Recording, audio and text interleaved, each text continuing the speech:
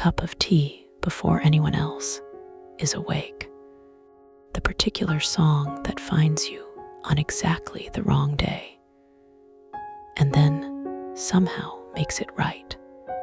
The friend who sends a message that says, "I was just thinking about you," at the exact moment you needed to know that.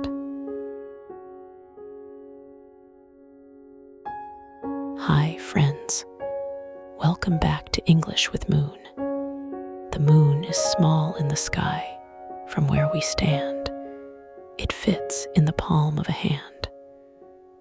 And yet, it moves the tides. It lights the path home on dark nights. It is one of the smallest things we look at, and one of the most necessary.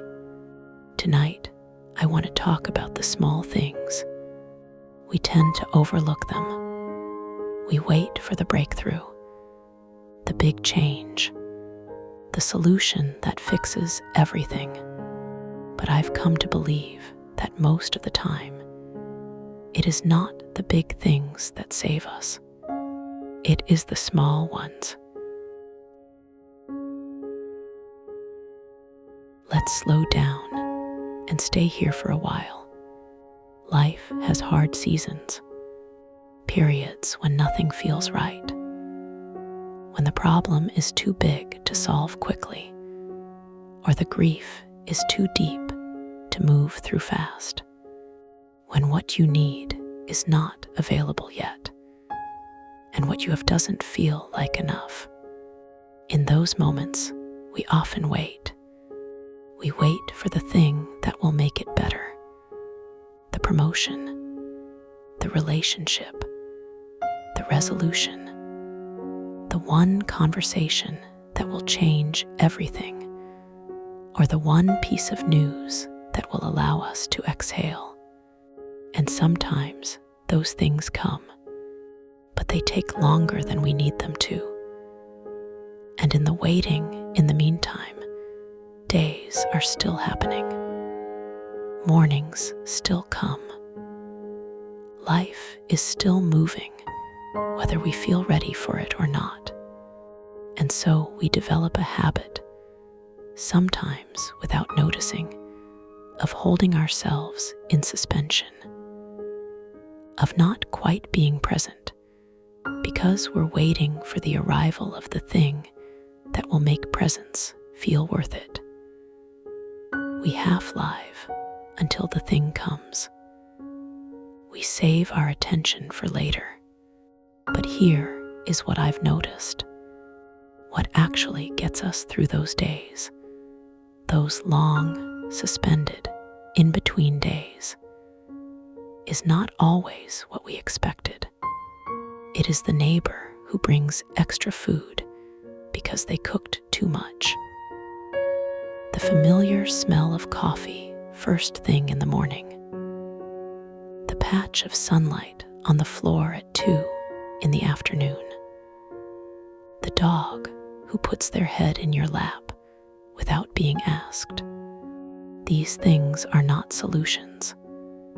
They don't fix anything.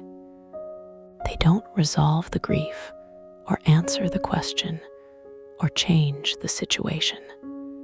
But they remind you that you are still here, that the world is still beautiful in small ways, that you can still feel something, warmth, comfort, connection, a brief flicker of okay, even when the big things are hard.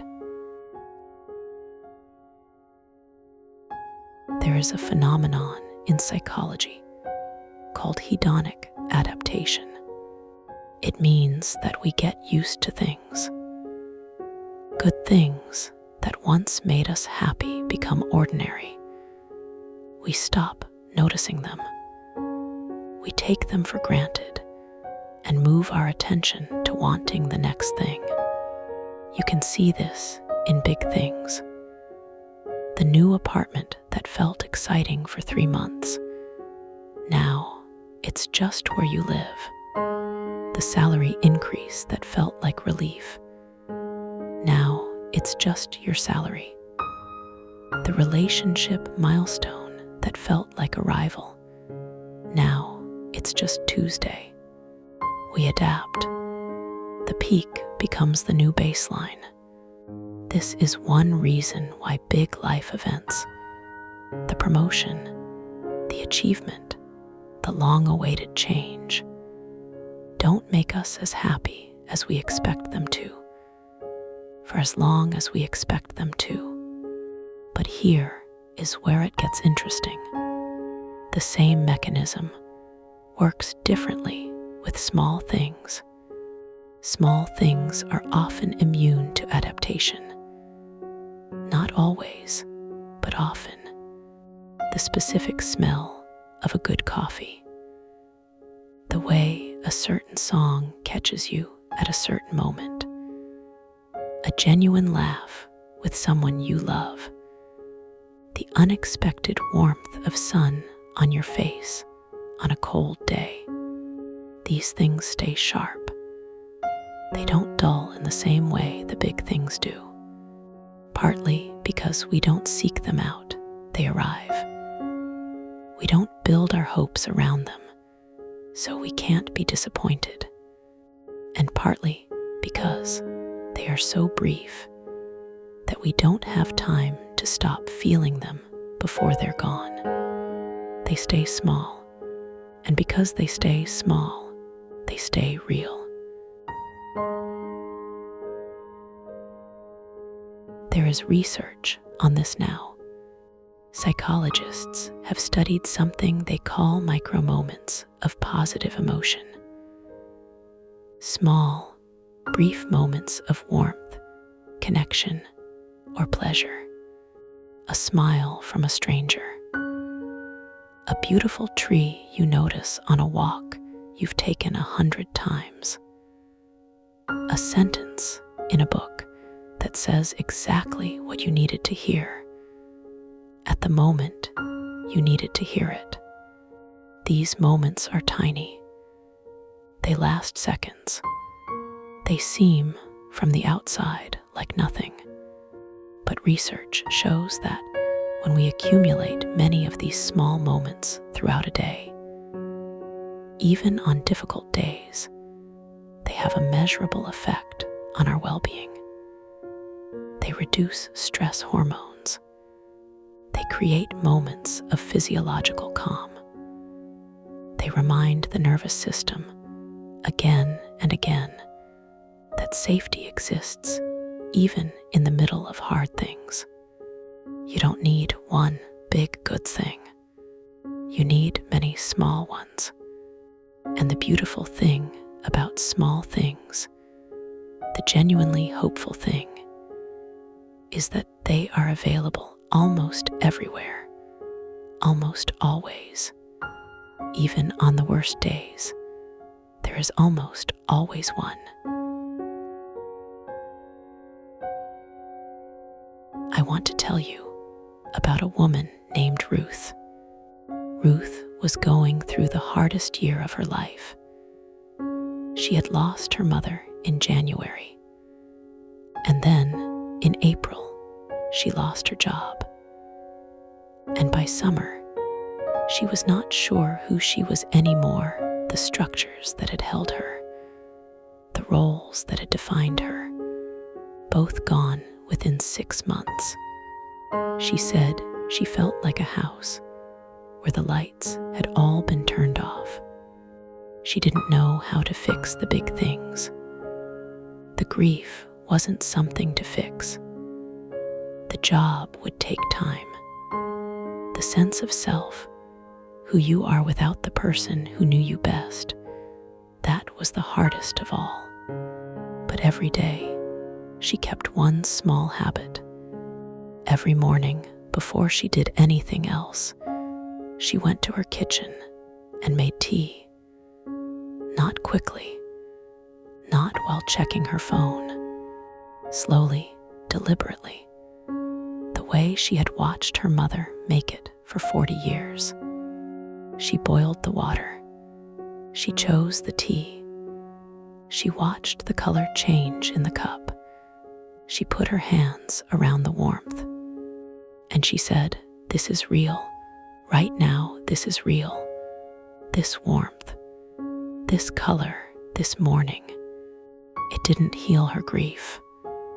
Nothing could so quickly, and she didn't pretend it did, but it gave her something to hold onto. A small anchor in the morning, a moment that was hers and simple and consistent, and because of the way she made it, connected to her mother in a way she could access every day. She said that cup of tea helped her get through more dark mornings than she can count. I want to say something more about Ruth and her cup of tea, because the tea wasn't really about the tea. It was about continuity. When we are in grief or loss, the landscape of our life changes. The familiar markers shift. The person who called on Sundays no longer calls. The routine that was built around a job no longer exists. The identity that made sense, daughter, employee, certain version of a self, becomes uncertain. And in that uncertainty, everything can feel unmoored.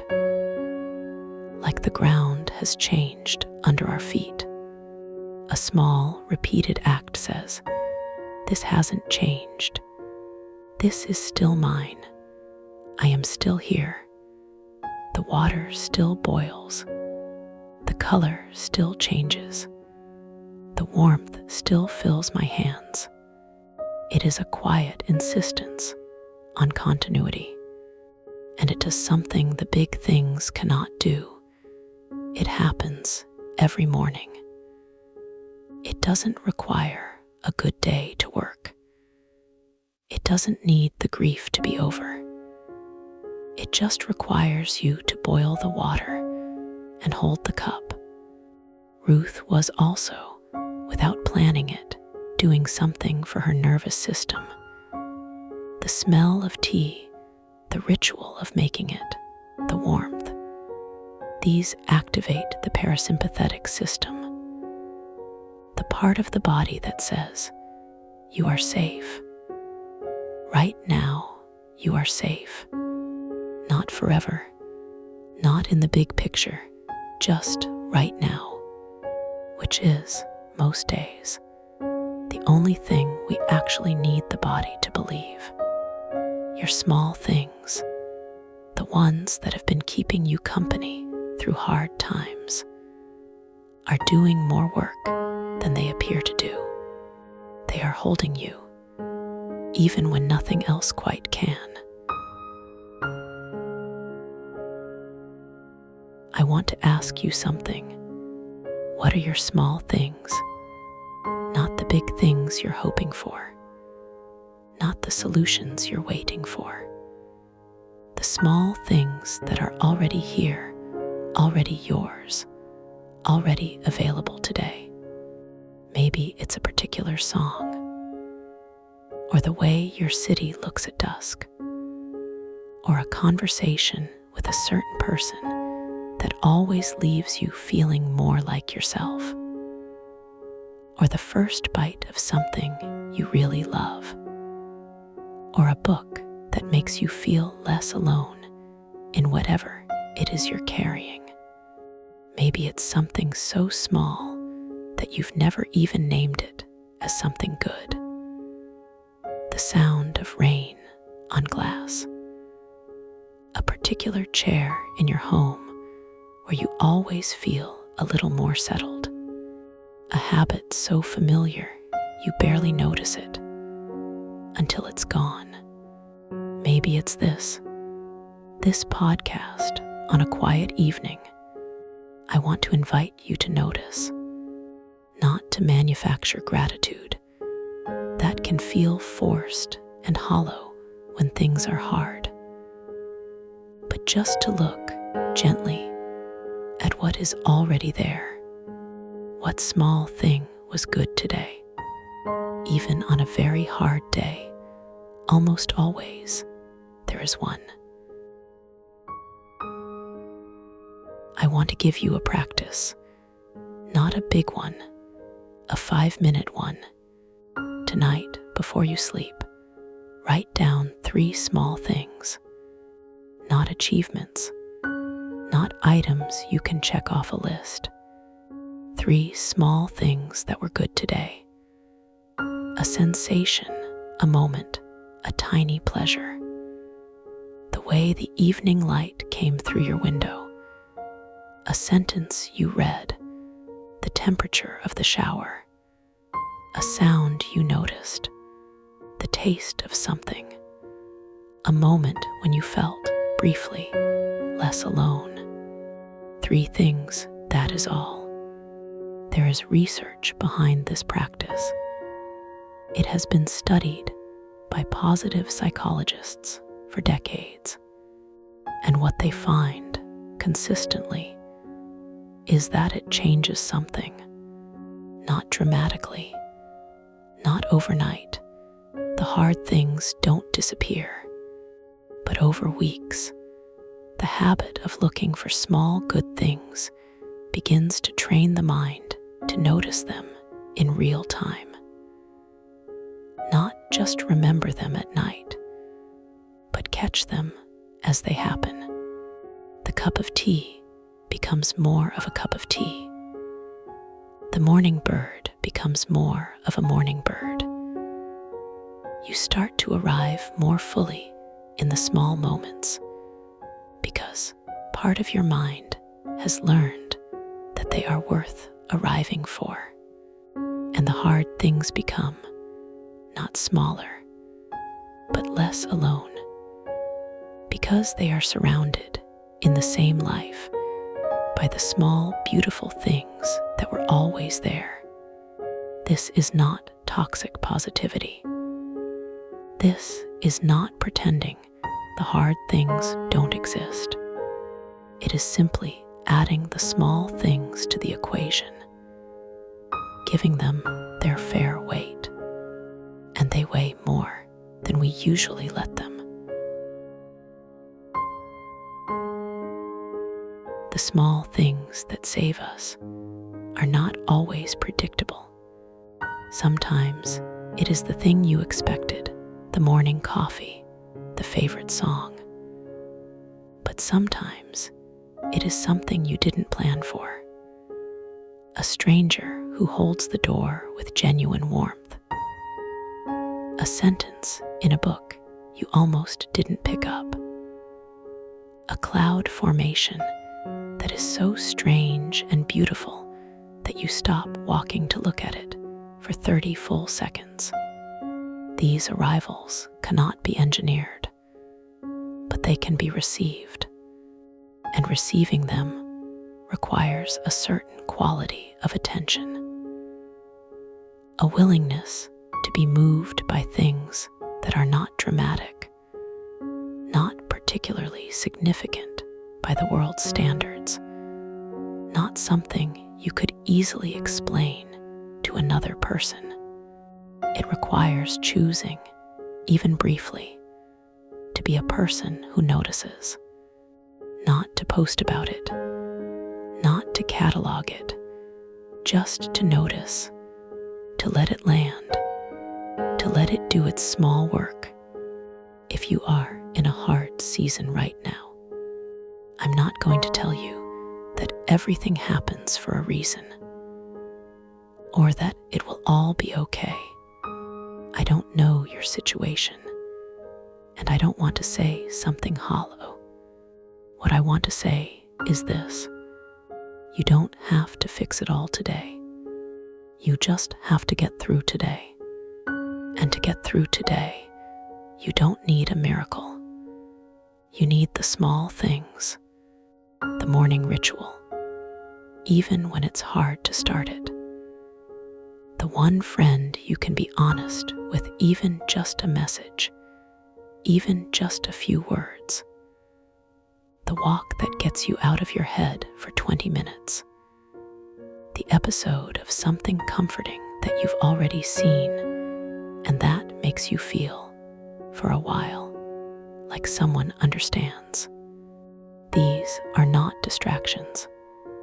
These are what keep a person alive inside a hard season, that keep a faint warmth going when the bigger fires feel far away. And I really hope that tonight, this podcast is one of your small things, a quiet voice in your ear that says, "You are not alone. Someone is here. The warmth is real." Thank you for being here tonight. This is English with Moon. Tell me in the comments, what is one small thing that has helped you through a hard time? It might be just the thing someone else needs to hear.